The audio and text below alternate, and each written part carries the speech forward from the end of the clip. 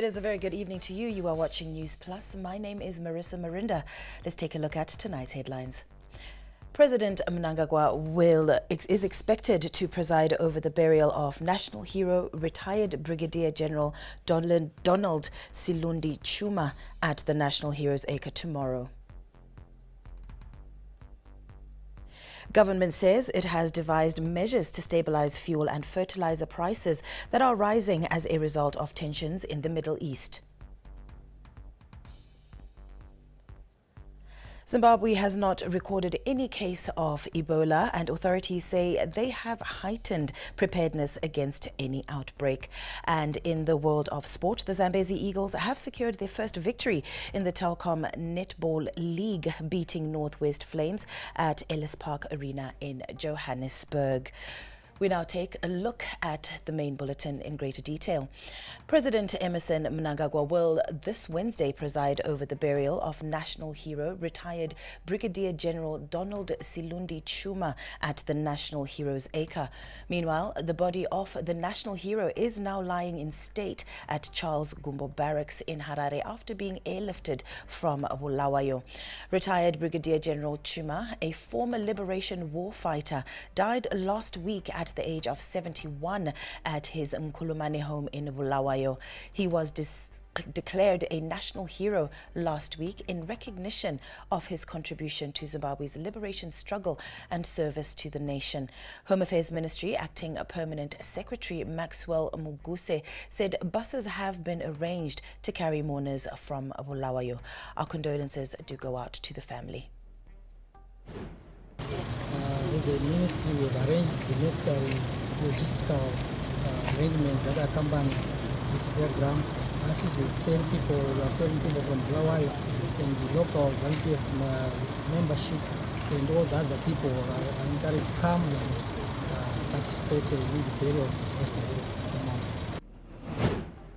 In other sad news, President Emmerson Mnangagwa has declared the Neka Bridge road traffic accident in Hwange district that claimed 8 lives last week a state of disaster. The declaration was announced by the local government and public works minister Daniel Garwe. Preliminary reports indicate that a Toyota Noah vehicle carrying pilgrims traveling from Makwa Roman Catholic Church to Hwange town plunged into the Neka River at around 6 o'clock in the morning. 8 passengers died on the spot, while 6 others sustained injuries. Government says the declaration of a state of disaster will enable authorities to mobilize resources to assist the affected families, provide funeral assistance, and support medical care for the injured. Again, our condolences do go out to those that have lost their loved ones. Moving on, government says Zimbabwe has not recorded any case of Ebola, and the country is prepared against the outbreak of the disease, which has affected the Democratic Republic of Congo.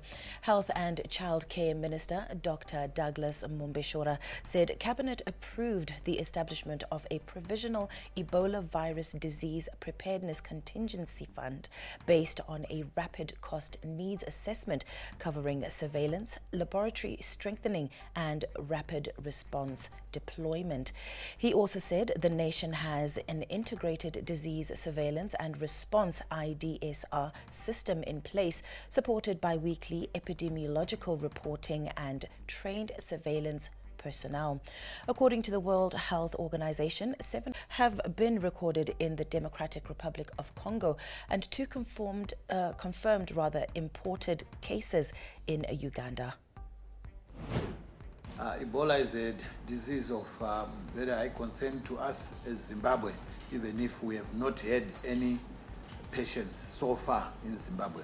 But our proximity to the DRC and the related movements of personnel through the borders, DRC, Zambia, Zimbabwe, DRC, Tanzania, Zimbabwe, and also Angola, and all these countries being in SADC, there's a very high risk that there may be travelers who may get to Zimbabwe.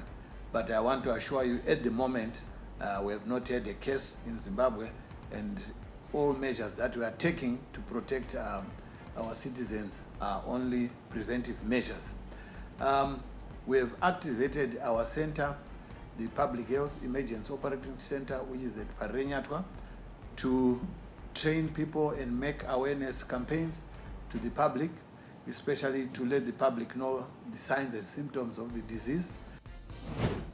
And staying on being prepared, Finance Minister Professor Mthuli Ncube says government has resolved to maintain the current fuel prices as it monitors global trends, adding that if current trends persist, the prices will go down. Tensions in the Middle East have impacted fuel prices negatively, and government says it has come up with measures to cushion citizens. Professor Ncube said it is also working to stabilize fertilizer prices, which have also been impacted by tensions in the Middle East. To cushion our citizens from this increase in prices, these measures border around removing or indeed reducing some of the taxes, some of the levies that we have imposed on fuel, and this has gone a long way in ameliorating this increase in prices.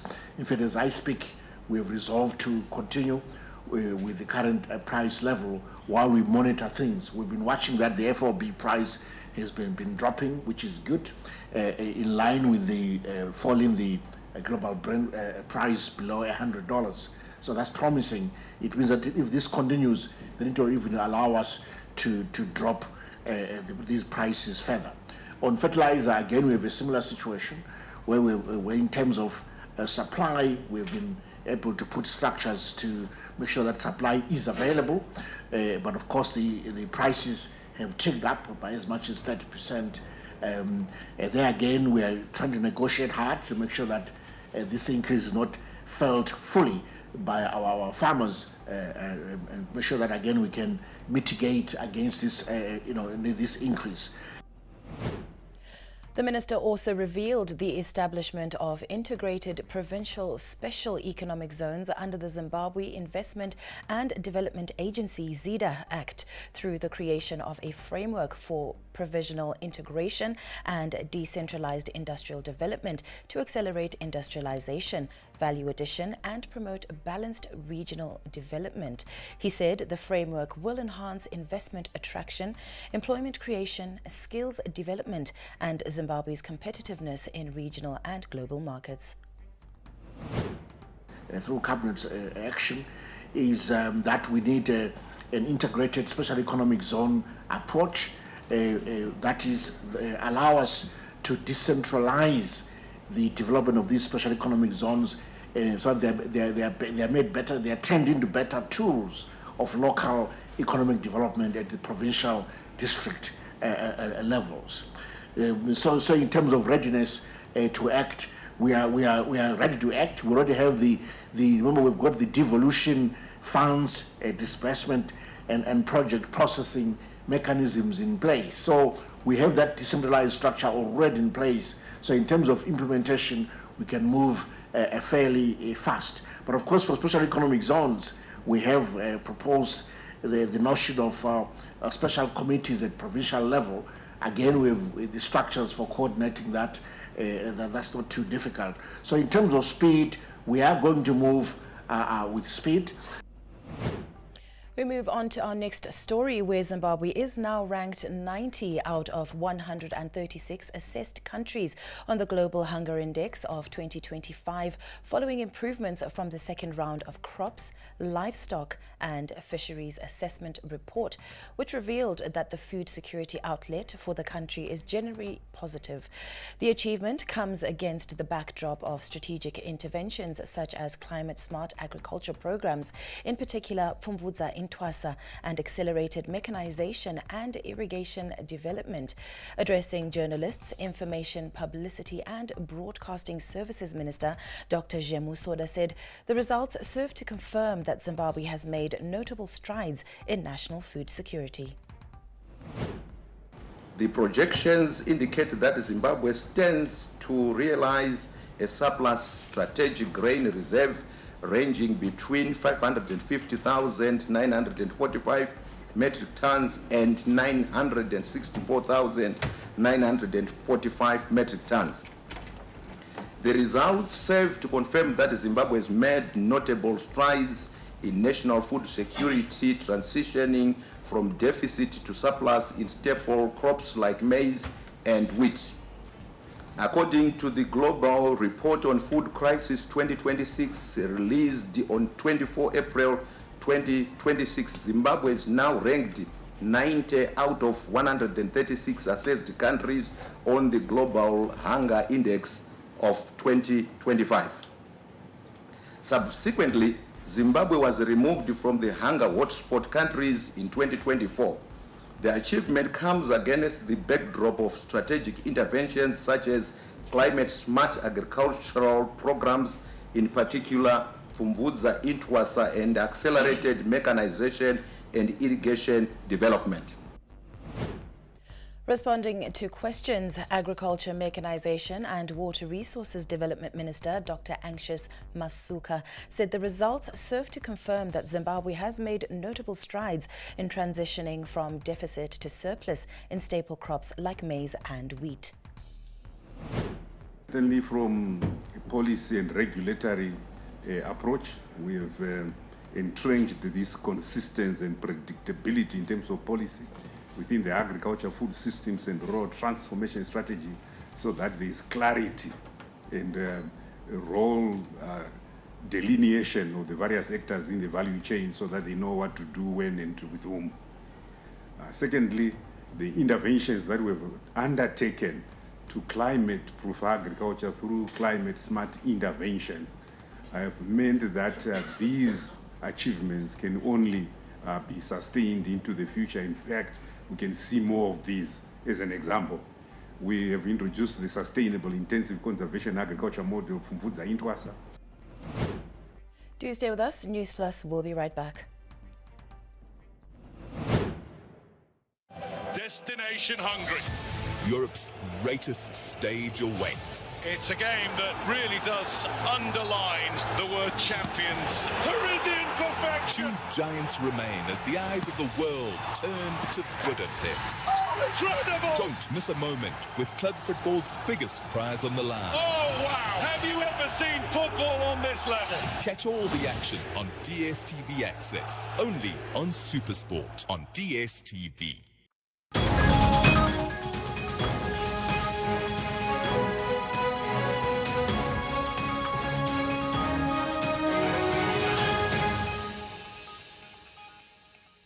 Welcome back. You are still watching News Plus right here on ZTN Prime. Now, despite constant confiscation of goods and fines by council authorities, they keep coming back. This is part of the story of vendors in Harare. The following report takes a look at life in a vendor's shoes. Whenever you're venturing into the central business district, it is always advisable to carry with you an extra $1. Not for a bargain, not for a snack, but in case you accidentally step on a vendor's tomatoes and then you have to pay for them. That is the cautionary tale that is whispered among locals in Harare. So what is the story of the vendors behind these stalls? Despite this questionable placement of the produce, vendors line the pavements daily, pushing through glares of judgment and fighting to make ends meet. Street mune mari. Street mune mari and ndinozoti zvinhu izvi ndezvangu. I'm not working for someone. Mari yandatoshanda zuva iroro ndeyangu. So I need to pay some bills. I need to pay for the school fees yevana vangu. I have 2 kids. The number of vendors has been increasing in the CBD, and their days have become a cycle of haggling, arranging goods, and dodging council officials. They wake up before dawn, pack up their baskets with fresh produce, and trek to the CBD determined to make a sale. Susu tinomuka na 4 togadzira tenda unohodha then touya kumusika totengesa nyangwe kanzuro ikauya ichitibata tinongotiza tichidzokera tichivavarira kuti vana vararame. Zvino patinotengesera pa tibvumirwe nekanzuro. Izvozvi ndakatomirira datorova pasi any day any time apasi pangu tokona tongomanyiswa tese saka tatichikumbirawo daiwo tasunungurwawo. They also say it is not their intention to inconvenience pedestrians that are forced to navigate the path and get caught up in the crackdown by council on vendors. Yeah, inini totengesa buses. Totonongira ma pavement. But tozoti vanonga chiti space amukutisira kufamba neidiki. asi totoda kutosiya space yakakura kuti vanhu vafamba vachitiona zvinhu zvedu kuti zvatikutengeswa vachionawo pokumira vachitenga panze apa ndinopada tikatoona shopu ndotoida shopu tikatoona zvikatosumukira handipadi panze apa. Authorities continue to emphasize adherence to the law to bring order in the streets. We now have people employed full-time elsewhere, vending after hours to make ends meet, and we fully understand that people are facing challenges. But the problem is that they litter the streets, they block drainage systems, cause traffic mayhem, and block pavement. This is unlawful, and we have to find ways to stop their activities. Otherwise, they will reduce the seat of virality of jungle. We have to find a solution together. Vendors constantly have to survive street politics in this informal market that has become their lifeline, living each day as it comes. When the sun sets, some pack up unsold goods and plan for the next day. Others stick around with hopes that night vending will yield more profit. As the standoff continues, what solution will emerge that can balance the interests of these vendors, the public, and the authorities? Wadzanai Sansolese, Team Prime. We move on to our next story. The Reserve Bank of Zimbabwe and the Ministry of Primary and Secondary Education have partnered to launch the Zimbabwe School Monetary Policy Challenge, a program designed to help learners understand how the economy works in practical terms. The initiative will expose secondary and high school learners to key economic concepts such as inflation, exchange rates, interest rates, and the role of the central bank, while also promoting financial literacy and critical thinking skills. The Reserve Bank is bringing important concepts closer to learners in a practical and engaging manner. This is what I was explaining. Coming just after Africa Day, this initiative also speaks to a broader continental aspiration to empower young Africans to actively engage in shaping economic outcomes. Authorities say the Zimbabwe School Monetary Policy Challenge will also give learners an opportunity to act as child RBZ governors through a structured national competition. The initiative is expected to cultivate leadership, innovation and problem-solving skills in line with the country's heritage-based Education 5.0 model, with the national finals scheduled for December. A very welcome thing indeed. Now we'll move on to the next story, where the Rimba District Rural District Council inducted its 8th Junior Council recently in Chinoi as a move to hail as a significant step in fostering youth leadership and governance in Zimbabwe. Rimba Council CEO Enias Chidakwa said the initiative, supported by the Second Republic, empowers young participants to engage in local decision-making and community development. As a country, we promote and develop the youth programs, the promotion of youth programs.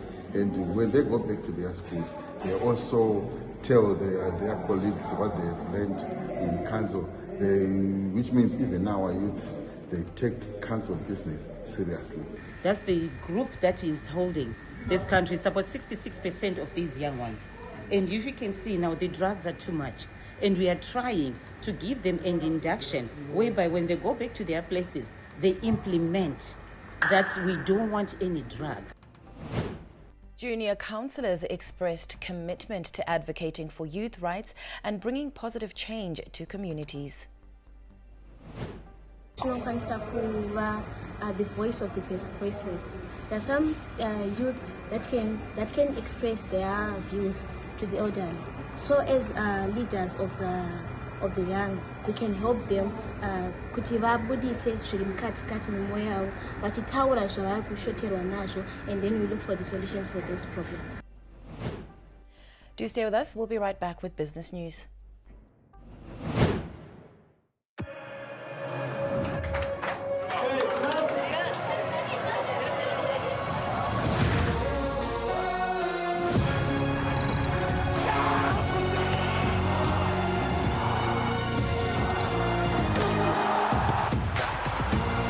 From 11 June to 19 July, everything can wait. The FIFA World Cup 2026. Catch all 104 matches from as little as $10. Live on SuperSport, only on DSTV.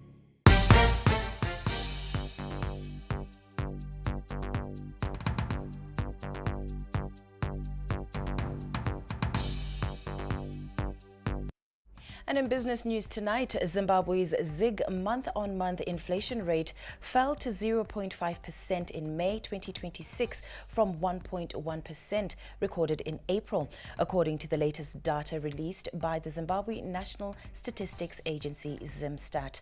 The ZiG year-on-year inflation rate also declined to 4.4% in May, shedding 0.4 percentage points from the 4.8% recorded in April. Meanwhile, annual United States dollar inflation accelerated to 2.8% in May from 2.2% in April, and significantly higher than the 0.9% recorded during the same period last year, pointing to a gradual buildup of price pressures in the foreign currency basket. On a month-on-month basis, US dollar inflation stood at 0.3% in May. Zimbabwe's ZiG month-on-month inflation rate fell to 0.5% in May 2026 from 1.1%. Now, Eben Mabunda joins us live from giving us insights on this subject. Good evening to you, Eben Mabunda. Now, can you tell us what these figures mean? Well, good evening.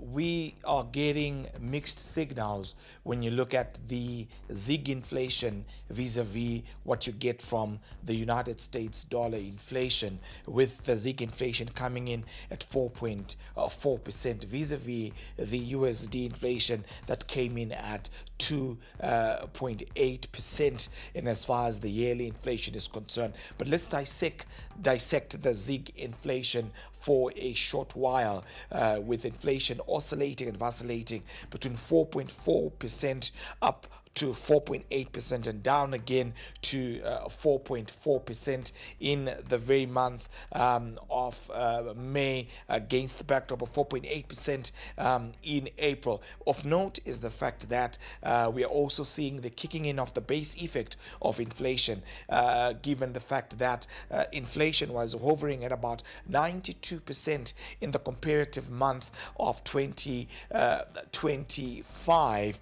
May to be specific. And so the base effect here is kicking in. But also very important is the fact that a good 40% of the commercial transactions in this economy are taking place in the domestic currency, which is the ZiG. Now, the trend there is being explained by the Zimstat as being indicative of the non-alcoholic beverages as well as the food inflation that is responsible for the aggregates that we are also witnessing. Now, moving on to the USD aspect, where it is that we've seen a jump from 2.2% to 2.8%. That is now indicative of the element of the imported inflation that is now starting to show its face at this particular point. But also, when you look at it in terms of the month-on-month, we are also seeing what appears to be a softening where that aggregate is concerned. But we cannot,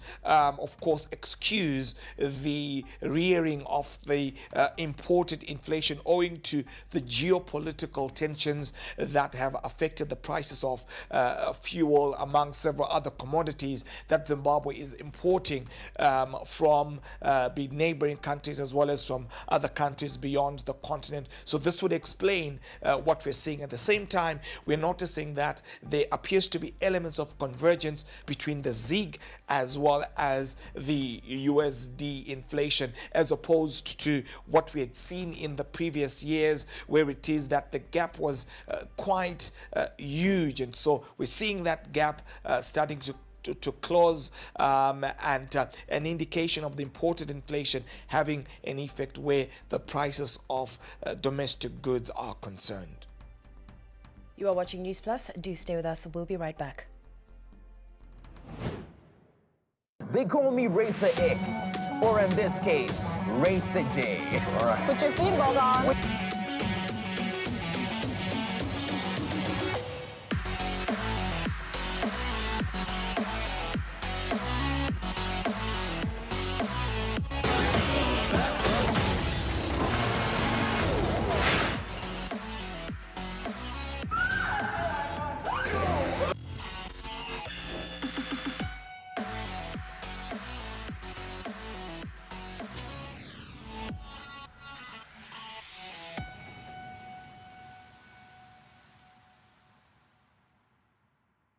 Catch exclusive interviews every weekday for candid, exciting, and thought-provoking conversations with your host, Erika Ndoro. We talk about arts, we can talk about sports, we can even talk about politics, and sometimes we venture into a nice guitaristic play.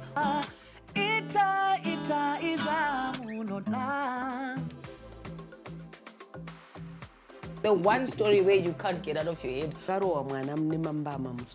Wakatarisa munhu so Erika like where you are sitting. Ndozongokona bata face so pasina munhu. Wakasiya music yako yo Afro chakuti ndo music manje no yeMzimbabwe. And I'm sure they're still saying the same thing now. Yeah, so Shona kana kuti Chindevere kana mumwe mutauri muno muZimbabwe ndiwe iwewe. Ndiwo rupawo rwako. Ndicho chidadiso chako. Catch me, Erika Ndoro, right here on ZTN Prime every single Monday at 7 p.m. whilst we get exclusive.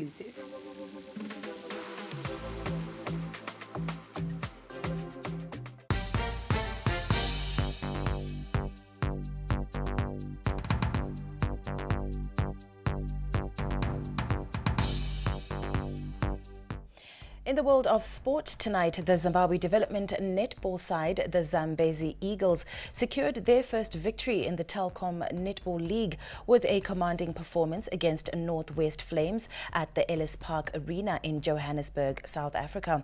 The Zambezi Eagles defeated the Flames 58-47 to bounce back from consecutive defeats to Golden Fireballs and Free State Crinums. Goal attack Nicole Muzaninamo delivered a standout performance, inspiring the side to their first win in 3 matches. Mzanenamo says participating in the Telkom Netball League marks the beginning of the team's journey towards World Cup qualification, penciled for later this year in Kenya.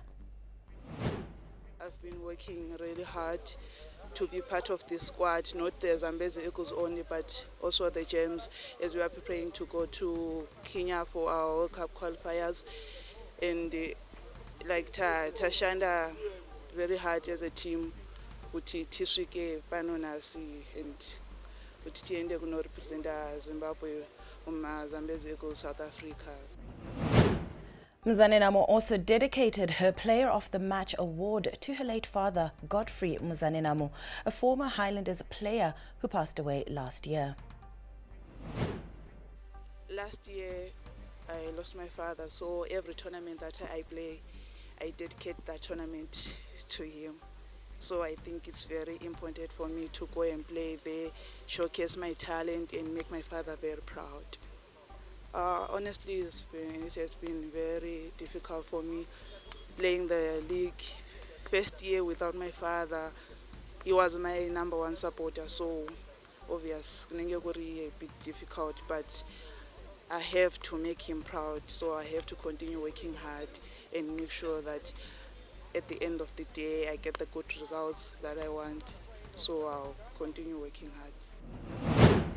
Well done for flying our flag high to the netball team. That's all we have for tonight's edition of Newsplus. My name is Marissa Marinda, and from me and the crew behind the scenes, we say have pleasant viewing, and we'll see you again tomorrow evening, 7 p.m. sharp.